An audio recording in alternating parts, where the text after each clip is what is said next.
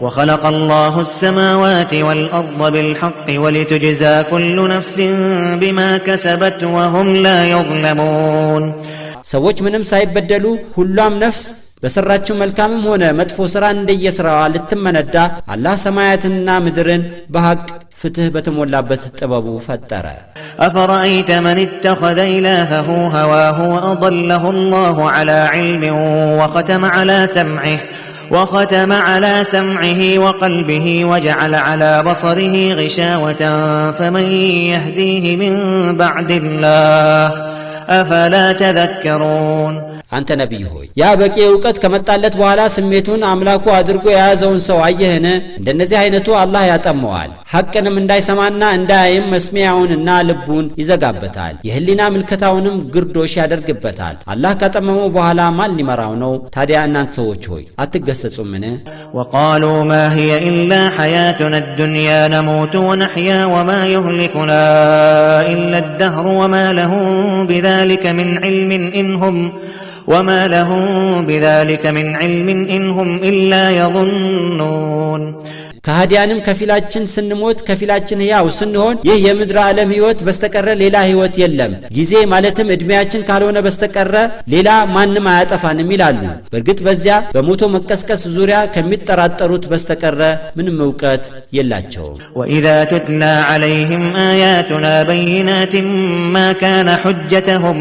ما كان حجتهم إلا أن قالوا ائتوا بآبائنا إن كنتم صادقين በካህዲያን ላይ ስለሞቶ መቀስቀስ የሚያወሳው ግልጽ የሆነ አንቀጾቻችን ሲነበብባቸው መከራከሪያቸው አንተ መሐመድም ሆንክ ተከታዮች ከህይወት በኋላ አለ በመትሉት ህይወት እውነተኞች ከሆናችሁ እስኪ ቀድመው የሞቱትን አባቶቻችንን አምጡ ከማለት በስተቀር ሌላ መከራከሪያ የላቸውም። قل الله يحييكم ثم يميتكم ثم يجمعكم إلى يوم القيامة لا ريب فيه ولكن أكثر الناس لا يعلمون አንተ ነብይ ሆይ ለካህዲያን አላህ ሕያው ያደርጋቸዋል፣ ከዚያም እንድትሞቱ ያደርጋቸዋል፣ ከዚያም ጥርጥር ለሌለው ለቂያማ ቀን ከሞት በመቀስቀስ ይሰበስባቸዋል በላቸው። ነገር ግን ይህንን እውነታ አብዛኛዎቹ ሰዎች አያውቁትም ወይም አያምኑበትም።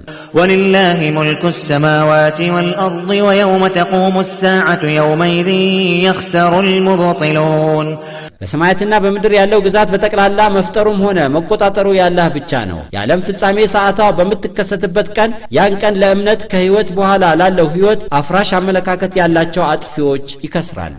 وترى كل أمة جاثية كل أمة تدعى إلى كتابها اليوم تجزون ما كنتم تعملون አንተ ነብይ ሆይ የቂያማ ቀን ሁሉም ህዝቦች ተንበርካኪ ሆነው ታያቸዋለህ። ሁሉም ህዝቦች ስራቸው ወደ ተመዘገበበት መጽሐፍ ይጠራሉ።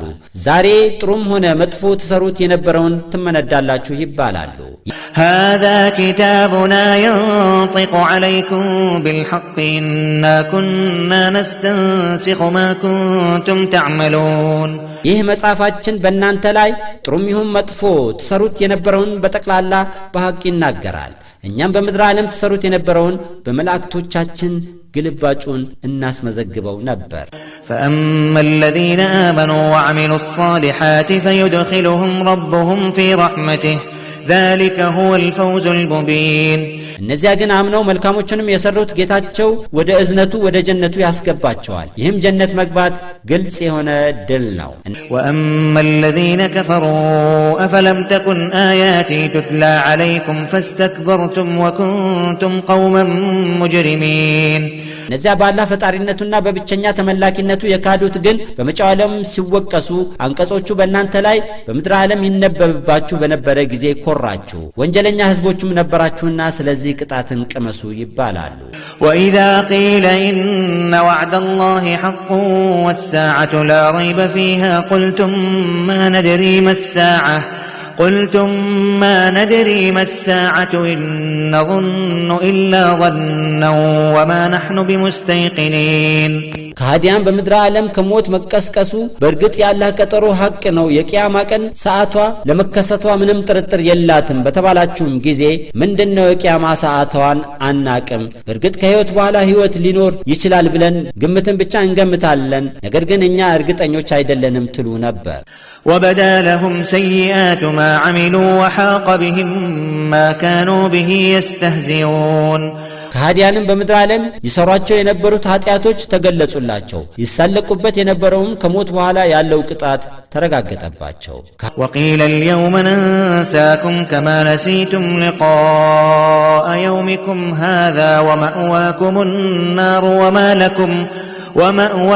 النار وما لكم من ناصرين ከሃዲያንም በጀሃነም ዛሬ ይህንን የመቀጫ ቀናችሁን መገናኘት እንደረሳችሁት እኛም እንረሳችኋለን፣ መስፈሪያችሁም ጀሃነም እሳት ነው፣ ከረዳቶችም ምንም የላችሁም ይባላሉ። ذلكم بأنكم اتخذتم آيات الله هزوا وغرتكم الحياة الدنيا فاليوم لا يخرجون منها ولا هم يستعتبون ይህም የተፈጸመባችሁ ቅጣት ሰበቡ ያላህን አንቀጽ ቁርአንን መቀለጃ አድርጋችሁ በመያዛችሁና የምድር ዓለሙም ህይወት ስላታለላችሁ ነው። ዛሬም በጀሃነም የሚወጣበትና ይቅርም የሚባሉበት ቀን አይደለም።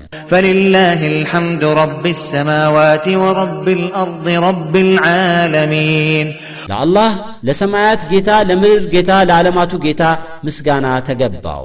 وله الكبرياء في السماوات والأرض وهو العزيز الحكيم በሰማያትም ሆነ በምድር ኩራት የአላህ ብቻ ነው፣ እርሱም አላህ ኃያልና ጥበበኛ ነው። የ25ኛው ጁዝ የቁርአንና የፍቺው ትርጉም በዚህ ይጠናቀቃል። አላህ ምስጋና ይገባው።